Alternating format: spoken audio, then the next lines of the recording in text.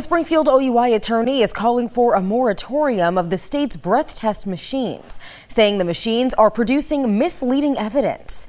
22 News reporter Christina Demore spoke with that lawyer earlier this evening about what this means for those impacted by this test.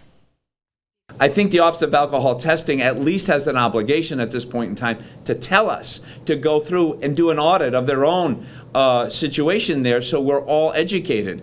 But at this point, I think the best thing to do is just stop. Springfield OUI attorney Joseph Bernard wants to halt the use of the state's breath test machines. He says his firm has discovered about a dozen instances of the machines, the Draeger Alcotest 9510, not being reliable and producing false positives. Bernard says the machines are not programmed with the tolerance ranges set by the Commonwealth's Office of Alcohol Testing, but rather the machine's maker, Draeger Inc.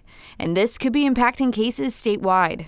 Lawyers out there who have been litigating these cases could have a machine that actually failed the calibration process, yet they see a pass.